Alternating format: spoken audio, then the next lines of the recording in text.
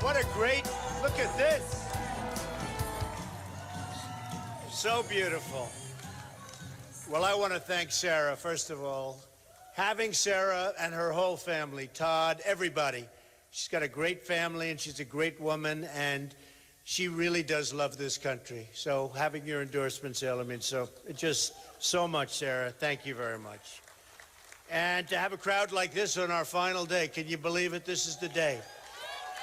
This is the day we take our country back. Remember that. This is the day we take our country back. So I got a little notice, in case you see, the security guys, we have wonderful security guys. They said, Mr. Trump, there may be somebody with tomatoes in the audience. So if you see somebody getting ready to throw a tomato, knock the crap out of them, would you? Seriously. Okay? Just knock the hell. I promise you, I will pay for the legal fees. I promise. I promise. There won't be so much because the courts agree with us, too, what's going on in this country. So over the last period of time, this journey on June 16th. Who would have known that it was going to turn out to be what it's turned out to be?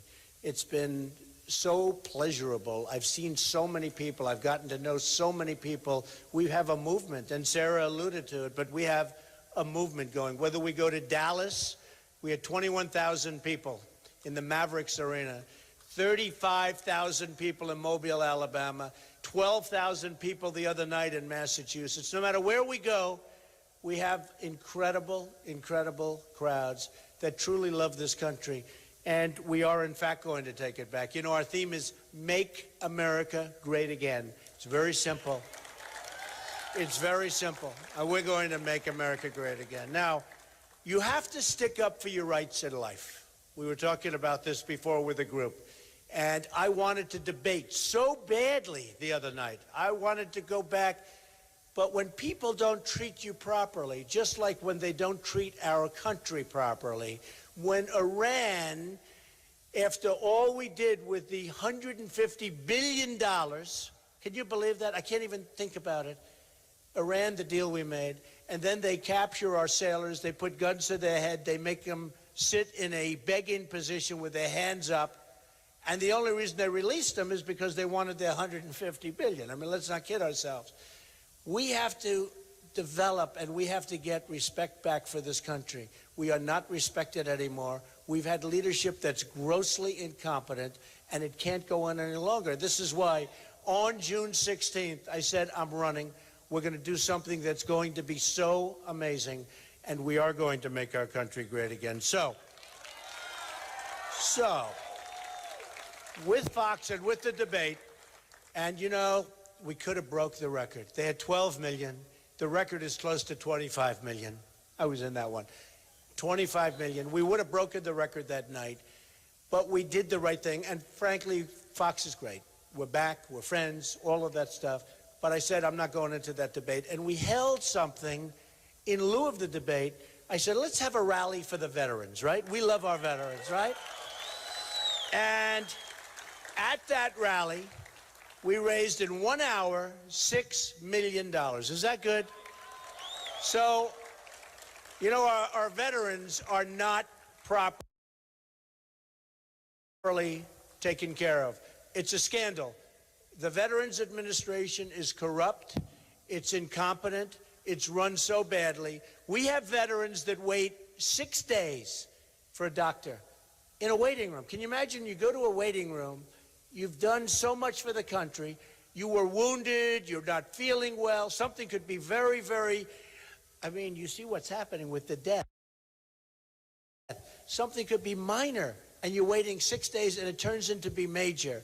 So what we did, we raised this money, and we're giving it out, and we just gave out a check for $100,000 a little while ago. We're giving out another check, and they can bring it up, and we're going to deliver it right there. It's Mulberry Street Veteran Shelter. They do an amazing job, and we have been very careful. We're giving this one. Bring it up, Dan.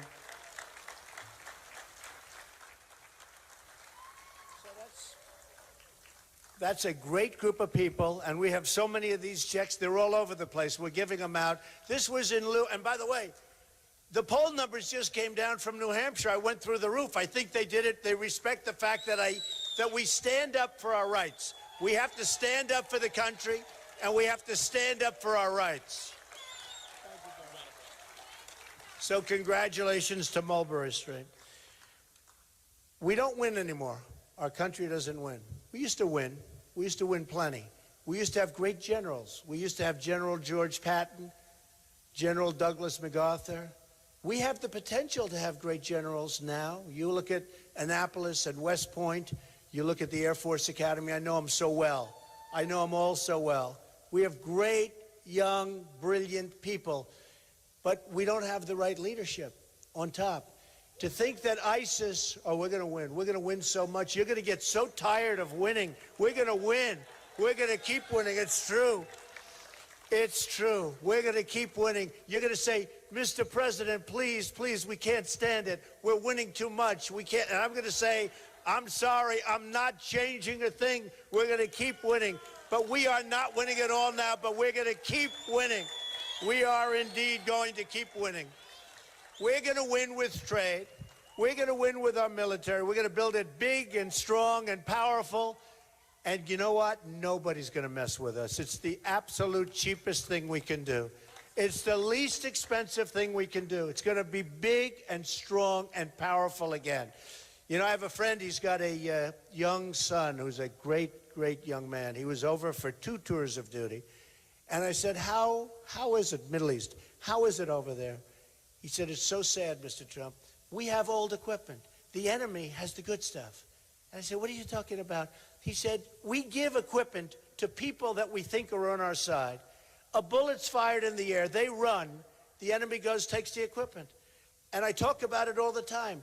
2,300 brand new armor-plated Humvees, Sarah, okay? Brand new, 2,300. I even say, how do you get them over there, that many?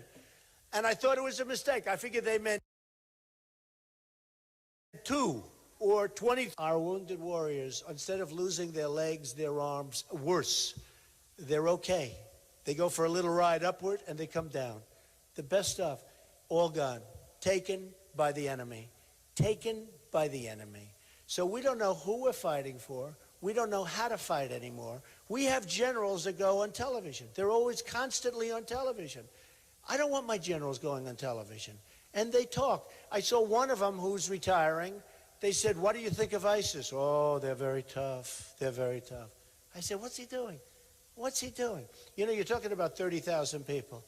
What's he doing? Why is he saying that? It just emboldens them to do what they want to do.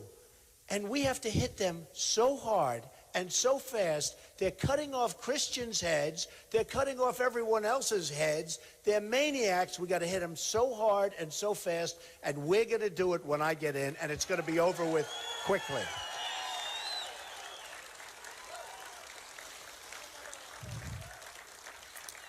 We have to be unpredictable. You know, it's the system and the, whoops, we have a protester. Oh, good. I hope we have a protester over there. Camera, show them how many people are in this room. Get out of here, please. Get them out. Do you have a tomato? All right, you can get them out. You know the story. I can't get the cameras to turn, ever. And my wife, Melania, who's here right now. In fact, come on up, Melania. Come on up. Come up. This is a true story. So, now this is 100% true story. Melania, so great, such a great supporter. Unbelievable. She said, you know, if you run, I can't get the cameras to turn, ever. And my wife, Melania, who's here right now. In fact, come on up, Melania. Come on up. Come up. This is a true story. So, now this is 100% true story. Melania, so great, such a great supporter. Unbelievable. She said, you know, if you run, you will win. I said, what do you mean? She was my pollster. She turned out to be my pollster. She said, people love you and they respect you. If you run, and actually run, she said, if you just say you're going to run, they're never going to go with you because they're going to say it's never going to happen and it's not going to poll. I said, but I said it and they don't want to put it in the poll. She said, you have to actually say you're going to run And if you run, if you go out and actually run, you're going to win. So that, a lot of things have happened. But I have to tell you, she says to me every time I come home, how big, how great was that audience? Like in Dallas, the audience was unbelievable. This big stadium, and it was packed in Mobile, so many places, Oklahoma, 20,000 people. And I'll say, did you see that crowd? She'll say, no, didn't see it. Didn't see it. Why? They never showed. All they do is show your face. They never show the crowd. And the only time they show the crowd is when there's a protester. So I love our protesters. And I actually thought 100% that these cameras, they're new, beautiful. Look at all those networks back there. Look at all those lights on. Every one of them. Every time I make a speech, it's live. I'd rather make speeches someday when it's not live. But you know what? Those cameras, I thought they were fixed, like they couldn't turn, because they never move. And then one day we had a protester, not so long ago, rough guy, big voice, sounded like Pavarotti, and he was throwing punches. He was swinging. He was hitting people, throwing punches. And I was rough. I said, get him out of here. I was much louder than that. Get him out. Get that guy out of here. Beat the hell out of him. Who cares? And I'm screaming. And the next day, and this guy was a bad guy. He was a rough cookie. And the security took care of it. And by the way, the police, the most incredible people, right? Our police. We love our police. We love our police. Like our veterans, the police are not being treated properly either. I'll tell you what, they're not being treated properly. So they took this guy out, and I was rough, and the next day, headlines, Trump was horrible and abusive and this. All right. Next day, I'm making a speech, and there's another protester. And I said, please, don't hurt him. Easy. Don't worry about it. Next day in the newspapers, Trump's really not as strong as we thought he was. Maybe he's weak. But it is true. What happens, I'd go home. I'd say, did you see the crowd? And Melania would say, no, I didn't see any crowd. They just keep it on your face. And I said, isn't that a shame? They purposely, we have the biggest crowds there are. Bernie Sanders has, by the way, he's second, in all fairness. Oh, I'd love to run against him. Oh, can you believe it? To run against the communist in this country. No, I would love, I'd love that. Wouldn't that be great? And I'll have Sarah up here. We will have a lot of fun. But I would love to. But I think I might rather run against Hillary, right? I think there'd be something really good about that. But the question is whether or not she's going to be able to run. So with Melania, I don't know. She's got a big question going. So every night, so I'd say, finally, I say, you know what, honey, you're coming. I'm going to introduce you to the crowd. This is an incredible crowd. By the way, caucus, tonight, Ivanka is going to be in this room. She's going to be my representative. Who's standing right here? Ivanka, come up. Melania, say a few words. Come on. Hello, Iowa. This is very, very special night, and you're voting for your next president, the man who will work for you, who will work with you. And who is that man? I agree. He is the man. Good luck. Thank you. Thank you, honey.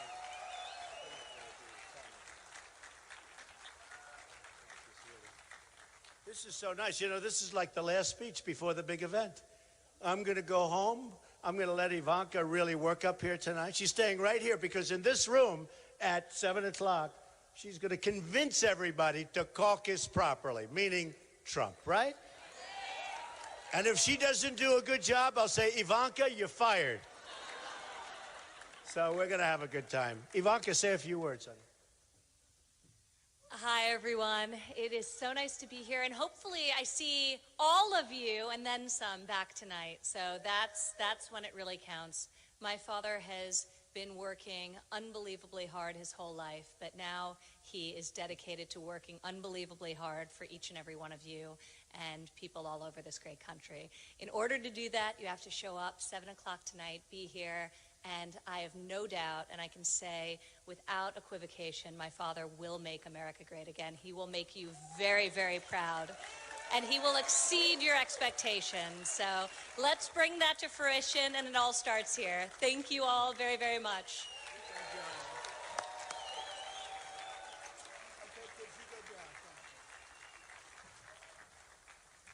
This is a little like when I graduated from college or high school. It's over in terms of Iowa for a little while. Now, we're going to be back for the general, okay? And we're going to win the general. We're going to beat Hillary so bad. I'm telling you, we're going to beat her badly. Because I still think it's going to be her. Because I think basically, Sarah, I think you agree, I think the Democrats are protecting her. Do you agree with that? I think they'll find all sorts of things, all sorts of illegal. It's already been found. I mean, how many lawyers have to go on television and say she's guilty, guilty, guilty? They know the facts. So it's going to be very interesting to see what the Democrats do. They have a big problem on their hands. That's a tough, tough problem. But one way or the other, we're going to do some big victories. You know, when they go over the recent polls where I'm beating Hillary fairly substantially, but even more important, because it's a long way off, I think we will win states that are not in the Republican view. For instance, numbers came out the other day really great in Michigan. Well, we're not going to win Michigan. The other people are not going to win Michigan. It's going to be, you know, you have your little formula. You have to win all 6 of 6 states. I really think we have a lot of margin, and I think we'll win those 6 anyway. But we're going to win Michigan. We're going to win Ohio. We're going to win Florida. You know, in Ohio, and I like Kasich. I like him. But in Ohio, in the poll, I'm leading him by a lot, right? And then in Florida, I'm at 48, and Marco, who I also like, is at 11, and Jeb Bush, he says low energy. Did any phrase ever hit a human being like low energy hit Jeb? Boy, you know, the only reason I don't feel badly about it, he spent $25 million on negative ads on me. 25. I say, who is this guy? What's he doing? He's got to beat all these other people before he gets to me. He should go after them first. And he goes after almost everybody. He's got $128 million to waste. Wouldn't it be great to give that to the veterans groups? I mean, instead of wasting it. So I think we're going to win states that were never in the vocabulary. They were not going to be won by any Republican. And, you know, you look, and you just look at the kind of poll numbers. When Florida is at 48%, and that's 48. A study came out the other day, a poll of sorts, said that Trump does great with the African-American community. And I know I do. I knew that. And they actually come up with a number of 25%. And they said, you know, if Trump got 25%, no Republican gets more than 6 or 7%. They said if Trump got actually 25%, the election's over. It's actually over. You have yourself a Republican, and you have somebody that's going to do a great job for you. And we're going to do great because we're going to bring back jobs. We're going to bring them back from China. We're going to bring them back from Japan. We're going to bring them back from Mexico, who's doing a big number on us. I love Mexico. I love the Mexican people. But their leaders are too smart for our leaders. They're too cunning for our leaders. Their leaders are doing an unbelievable job. I wish our leaders could do the same job to other countries. But again, we don't win. We never have victory. So we're going to change that. You look at China. Take a look at what's going on. And I talk about, because that's really, they have got us figured so beautifully. And then they come over, their leaders come over. We give them fancy state dinners. We roll out the red carpet. You got to talk. You got to negotiate. You don't have to have these dinners that last for 7 hours. You got to talk, and you got to negotiate, and you got to get them back on track. They're devaluing their currency, which I don't think Obama even knows what the hell it means. They're devaluing their currency. They're making it impossible for our businesses to compete. Impossible. And again, I don't blame them. The largest bank in the world is a tenant in one of my buildings in Manhattan, okay? The largest in the world. They definitely pay their rent on time, I want to tell you. They are so big. You talk about a bank too big to fail. This bank blows everything away by many times. So I have the biggest bank. I sell condos to these people for millions and tens of millions of dollars. Everything is good with China. The problem is their leaders are too smart and too cunning for our leaders. Our leaders can't handle them. And what's happening is when they start devaluing, you know, when they devalued about 6 months ago, they devalued the largest devaluation they've done in 2 decades. And I said, wow, that's amazing, because we figured that was the end of it. But we have so many other problems, and we have people that don't understand the art of negotiation. But I do. Oh, they're not doing it with us, don't worry. So beautiful. That was so cute. Thank you. Will you give her a hat, please? Give her a Make America. That was so, what timing. But they don't understand it. So what's happening is our country is being eaten away. Now, this is by everybody, but China is the king when it comes to this. Now, what's happened is, in the history of the world, there has never been a greater theft than what China has done to our country, the USA. There's never been anything like it. We have rebuilt China. We've rebuilt their roads, their bridges, their tunnels. We've rebuilt everything. They've taken out so much money. And Boeing, as an example, they make an order for planes. They want them built in China. They want all of the intellectual properties. They want all of the rights. This isn't like a normal situation. We have to stop it. And we can stop it because we have all the cards. What people don't understand is we have all the cards. But we're using people to negotiate that are political hacks. They have no talent. They're not business people. We have the greatest business people in the world. The greatest. Many of them have endorsed me. Carl Icahn just endorsed me. You know Carl. And if we used a Carl Icahn, or, look, I know most of them, the greatest.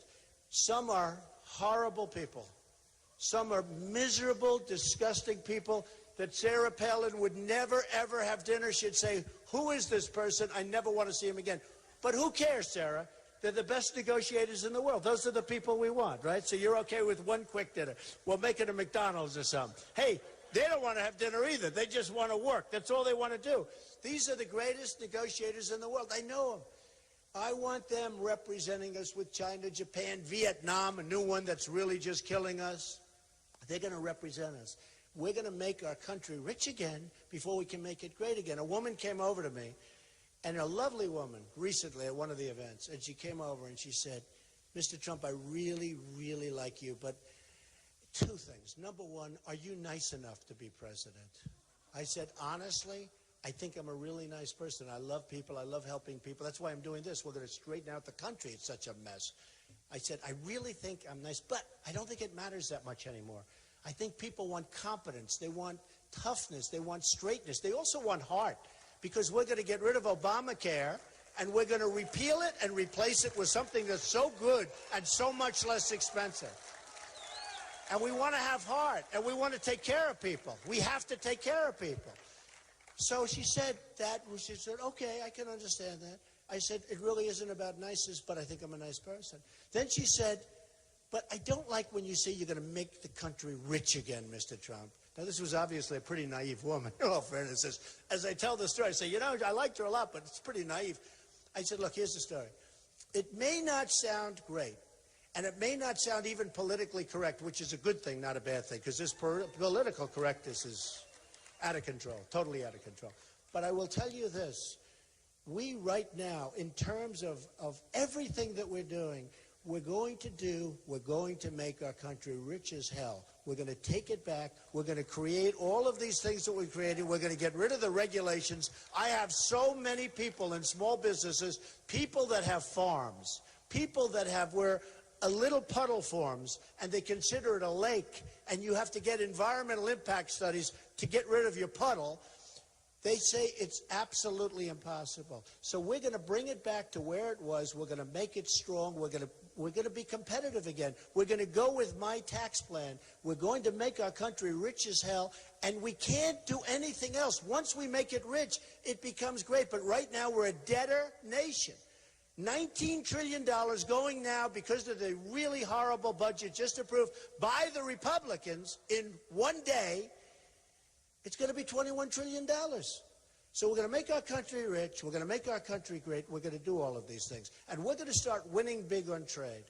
We're going to start winning big. And we're going to create borders that are as good as any borders anywhere in the world. They're going to be strong. They're going to be powerful. They're going to be amazing. And then we're going to build a wall. And the wall... And this is a real wall. This isn't a wall that's, you know, like the little walls we have where they drive the trucks over. I even say, you ever see the pictures? I saw one today. They have a wall, and they just build a ramp, and they drive the trucks over it, loaded up with drugs. So we get the drugs, and they get the cash. Comes back. Hard to believe. They build ramps right over these little walls. The walls I build, to see that ceiling, figure quite a bit higher. These are walls that if somebody gets up there, they're not coming down very easily. Nobody's getting up there. We're going to have real border security, and people are going to come into our country, but they're going to come in legally. They're going to come in legally. We're going to have a country again. So all of these elements we're doing, it's not that hard. We can't continue to go this way because we won't have anything left. But it's not that hard. When they say it's going to take 25 years to balance our budget, and you hear it, the politicians, they're all talk, they're no action, they'll never get it done, folks. I dealt with the politicians beyond anybody. Nobody knows politicians better than Donald Trump. I will tell you, they are all talk, they're no action, they're good for one thing, getting reelected over and over again, using people's money from their lobbyists, from their special interests, using people's money, and it's not going to happen anymore. You know, a lot of times you see these really dumb deals, and you'll say, that's dumb, it doesn't make sense. But then when you think, it does make sense, because these politicians are representing interests, whether it's a country or a company, where doing those stupid deals actually makes sense only for that politician and for that company or country, okay? Those deals are done. I'm self-funding my own campaign. It's my money. It's my money. I'm putting up my money. And remember this. So far, I have spent very little money. Very little. I'm going to start spending. 2 reasons. Number 1, I feel guilty. Number 2, I don't want to take a chance. It's true. Sarah, I feel so guilty. When you have a guy like Jeb Bush that spent over $100 million, and he comes out, and he's like down at the bottom of the totem pole, and I'm number 1, and I've spent almost nothing. I've spent very little. Very, very little. And I don't want to brag about that because I want to spend money. I want to spend it. But it's hard to spend it because they give me so, look at all those cameras. Nobody else has that. They give me so much time on television, so they'll have a 15-minute segment, Trump, Trump, Trump this, Trump that, Trump that. Then they stop the segment, they go, we'll be back with Trump on something else unrelated right after the commercial. So then I say, man, how can we put a commercial? They go, Trump, Trump, Trump, Trump. So I was going to, at this point, to this day, virtually exactly, I was going to have spent $40 million. And I spent almost nothing. I spent almost nothing. But now, do you notice I'm doing commercials, I'm spending, I want to spend, because we don't want to take a chance. But think of it. Our educational process is so bad. You have Norway, Denmark, Sweden, China. These are the top of the pack. They have the best educational systems in the world according to the various lists, right? We're number 28 in the world. We have third world countries that are ahead of us. But cost per pupil, we're number 1 by far. So we're way, way up. In fact, number 2 doesn't even exist. It's such a difference. So we spend the most money, like Jeb and these other people. We spend the most money up here, but we're down at the bottom of the totem pole over here. Wouldn't it be nice if, and I'm not just relating this to education, I'm relating it to a lot of things. I'm relating it to everything. Wouldn't it be nice if we could spend the least and have the best result? Wouldn't that be nice? Wouldn't that be great? So we're going to do that, and we're going to do things where other people respect us. As an example, we protect, and most people don't even know this, and I've really become somewhat of an expert on it, I will tell you, because it's such common sense. We protect Japan, making a lot of money. By the way, Abe, their new prime minister, doing an unbelievable job. You know who he negotiates with? Carolyn Kennedy. Do you believe it? They have Carolyn Kennedy on 60 Minutes. I was on 60 Minutes with Putin. We were stablemates. We didn't do it together. They did Putin and Trump, and we got one of their highest ratings. So now I like Putin. Now, Putin called me a genius, by the way. He said, Donald Trump is a genius, and he's the absolute leader over there, and he's the smartest person. And my Republican opponents said, you have to repute that. I said, I'm not reputing it when somebody calls me a genius. Why would I repute it? Why the hell would I repute that? But then I said to myself, wouldn't it be nice if we actually got along with Russia and we got along with some of these countries and we let Russia knock the hell out of ISIS also? I mean, that's not so bad. It's not so bad. But you look at the different things and the different countries that we've got throughout the world, we're not respected by anybody, and yet they all take advantage of us. It'll be just the opposite. I have a friend, and I tell this story all the time. He's a great contractor, excavator, one of the biggest. He digs foundations. A big guy, made a lot of money, has a great company. And he bought Komatsu excavators, a tremendous order of Komatsu, not Caterpillar. By the way, take a look at Caterpillar stock, folks. And I told this story a year ago, and anybody that really listened would have sold their Caterpillar stock. But he bought Komatsu, and I said, what's wrong? He looked unhappy. I told my wife, I told Melania, I said, you know, he's like unhappy. Because all his life he bought Caterpillar. He said it was impossible to compete. They so devalued the yen in Japan that, and they came at me, the government, everybody. They wanted me to buy, and I have an obligation to my wife, to my family, to my company, to my employees. I have to buy what's right. The difference was so much. I said, which is better equipment? He said, Caterpillar's better, but the other's good. It's fine. But I had an obligation. And he was very, very upset about it. And I thought about it. I said, gee, that's really, and I told this story. Some of you have heard this story. This was like a year and a half ago I told that story. And if somebody would have done a short on Caterpillar, they would have been very good. Because just based on that story, it didn't make sense. So 60 Minutes does a story on Carolyn Kennedy. And it's the most incredible thing you ever saw. And they said, how did you become the ambassador to Japan? And she's a very nice person. You know why I say she's nice? Because my daughter Ivanka likes her. That's why. Anybody that my daughter Ivanka likes, I like, okay? That's a father. But they said to Carolyn Kennedy, and you can look this up and you'll see it. I got all those cameras back there. They'll be checking it out, but you'll find it. They said, how did you become the ambassador to Japan? She said very meekly, very nicely, but meekly, she said, well, I wanted a job. I had nothing to do. So I went to the White House and I said, do you think you could perhaps find something for me to do? Could you get me a job? And they said, would you like to be the ambassador to Japan? And she said, really? Okay. So now you carry it forward a couple of years, and they're doing a story on her, and they have Abe and they have all these Japanese guys, the top guys, whining and dining her and giving her big celebrations and doing a whole big number. And I say, oh, it's so sad. It's so sad. I want one of my killers negotiating. I want one of our people negotiating. I don't want Carolyn Kennedy negotiating. I don't want her. So another story with China, because trade is so important. It's so important. It's sucking the blood. China's taken so much from us. They've taken our money, our jobs. So a friend of mine is a great manufacturer, manufactures various products. And, you know, you always hear about China and no tax and all this. So China sends their stuff over here. We let them in. No tax, no problems, no nothing. And I am a free trader, by the way, just so you understand. I believe, but it's got to be fair. So my friend who manufactures great product, better than what they make, cannot get his product into China. Finally, after years, he gets it in, and they charge a massive tax, which they call a tariff. Massive. I said, can I tell the story? He said, I don't care. Tell the story. He said, they are brutal to do business with. They're absolutely impossible. And hence, we have a $500 billion a year trade deficit.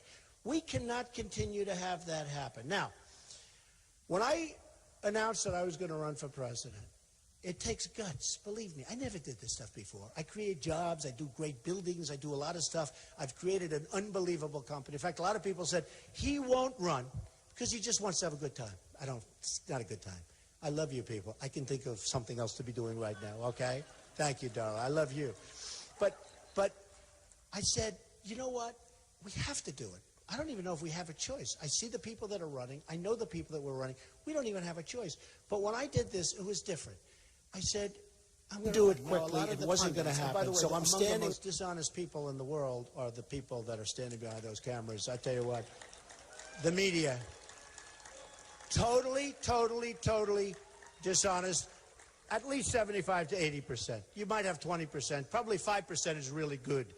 But 20, 25%, okay. But very dishonest group of people. But you know what? We had to do something. We had to do it fast. If we didn't do it quickly, it wasn't going to happen. So I'm standing at the top of the escalator with Melania. I took a deep breath. I looked down at Trump Tower. It was like the Academy Awards. There were so many cameras. And I said, is this true, honey? I said, let's go. It's not something I really, I had to do it, but it wasn't that I wanted to do. And everybody said, the pundits all said, oh, he's not going to run. He's just toying. He's just doing this. He's just trying to build up ratings for The Apprentice, which, by the way, they wanted to renew for 2 more years. And I turned him down because of this. Steve Burke, a great guy, came up to my office from Comcast, great guy. And he wanted to renew for a long time, for as long as I want.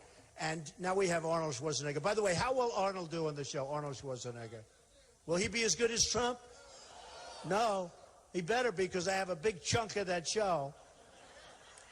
So we'll find out. It's going to be very interesting. So I come down the escalator, and you remember, I'm waving, and I say, what are we doing? And I brought up illegal immigration.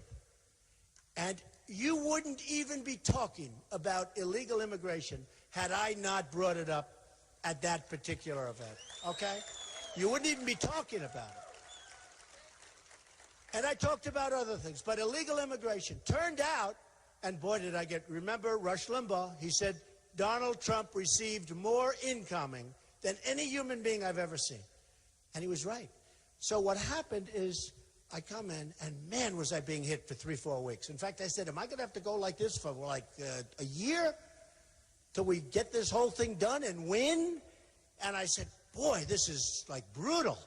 And then about 2 or 3 weeks later, they started coming my way. And all these candidates started saying, well, you know, because they were seeing what was happening. Because almost from the time I announced, I've been #1 in the polls. And it was immigration, but it was also other things. It was toughness with ISIS. When CNN did their poll, who leads with ISIS? Trump. Who leads with security?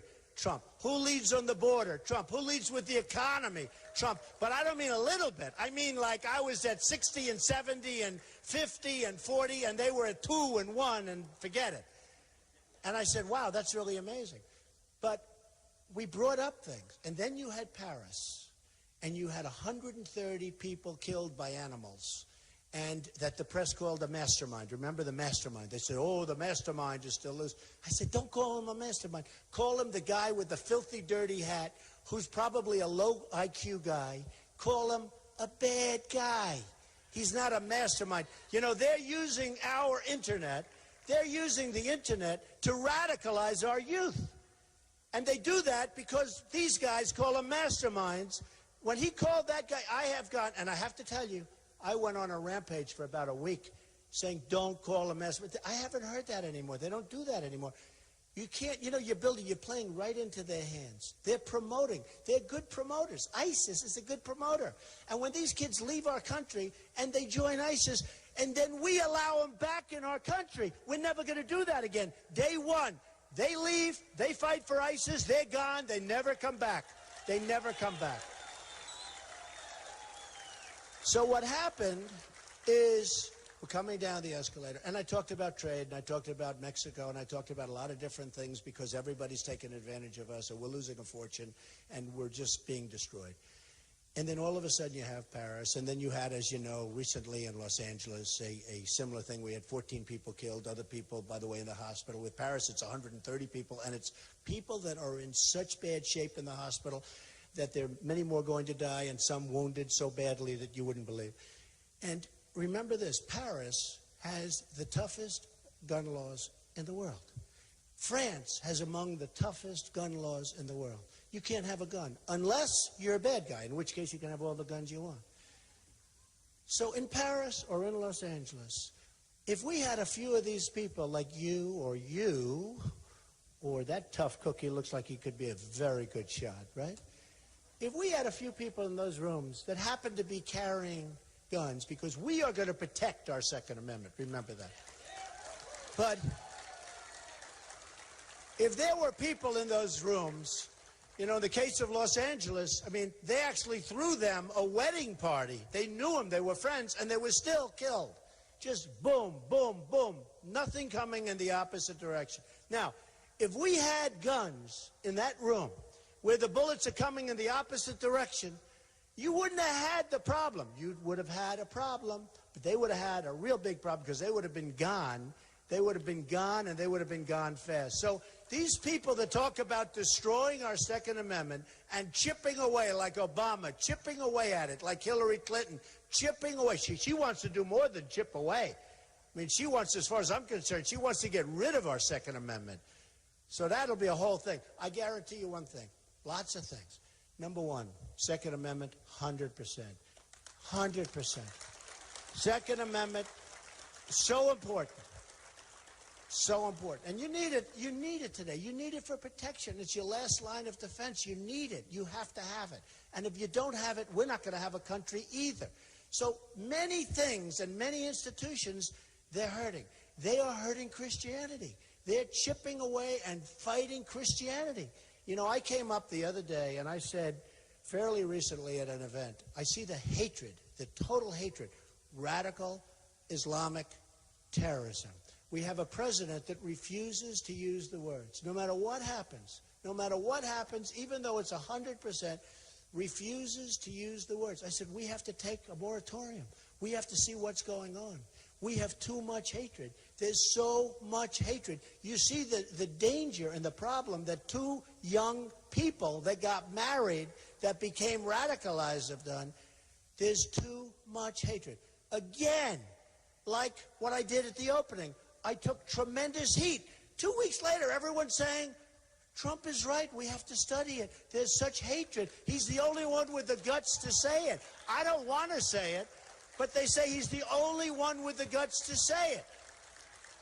So I just want to thank everybody. It's been so incredible. Iowa's an incredible place. It's just amazing. The people are amazing. But I have to say this, all over the country, they've been amazing. This is about the last speech that I'll be making in this position in Iowa. And it was special to me to come and do it, even though I had to drive through some pretty rocky areas, right?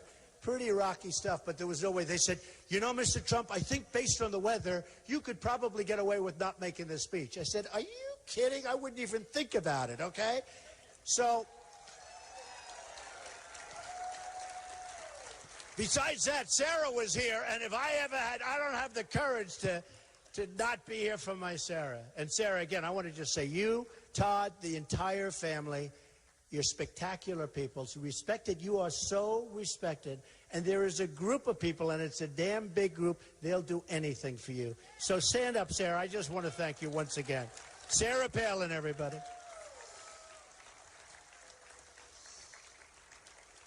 So hopefully we're going to have a great victory. And if we do have, it's a very important, I could say very easily, a lot of the news commentators, actually some of whom I'm sort of friendly with a little bit, you get to know them, they say, wouldn't you be better off if you just said, we want to do well in Iowa? And I said, not really. I mean, I want to be truthful. I'm a truthful person. I want to win Iowa. I don't want to do well. I want to win.